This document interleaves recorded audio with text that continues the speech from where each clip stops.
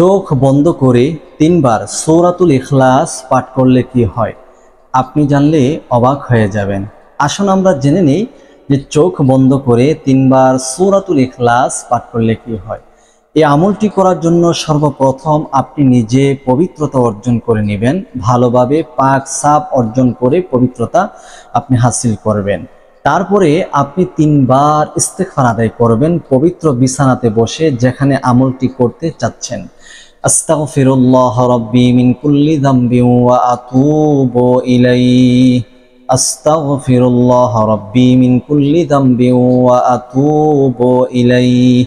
আস্তাগফিরুল্লাহ রাব্বি মিন কুল্লি যামবিন ওয়া আতুবু ইলাইহি। বাস, তারপরে ৩ বার দুরূদ শরীফ পড়ে নেবেন। আল্লাহুম্মা সাল্লি আলা মুহাম্মাদ ওয়া আলা আলি মুহাম্মাদ কামা সাল্লাইতা আলা ইব্রাহিম ওয়া আলা আলি ইব্রাহিম ইন্নাকা হামিদুম মাজিদ।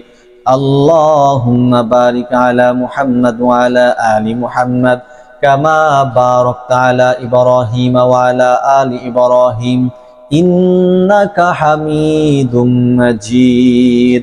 বাস, ৩ বার ইস্তেগফার, ৩ বার দুরূদ শরীফ পাঠ করা হয়ে গেলে আপনার চক্ষু দুটি বন্ধ করে নেবেন। আর চক্ষু দুটি কেন বন্ধ করবেন সেটা আমি বলছি। বন্ধ করে নিয়ে সূরাতুল ইখলাস পড়বেন। আউযু বিল্লাহি মিনাশ শাইতানির রাজিম, বিসমিল্লাহির রহমানির রহিম।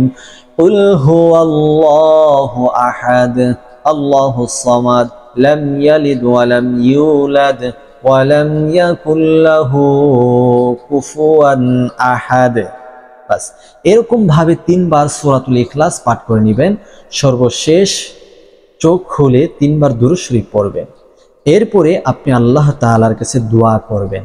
প্রিয় দর্শক, চোখ বন্ধ করে এই আমলটি করলে কি হয়, চোখ কেন বন্ধ করবেন, বিষয়টি জানার পূর্বে চ্যানেলে যারা নতুন আসছেন দয়া করে চ্যানেলটি সাবস্ক্রাইব করুন, ভিডিওটি শেয়ার করে প্রচার করুন, কারণ আপনার একটা শেয়ারের মাধ্যমে অনেক অনেক উপকার হবে অন্য মানুষের।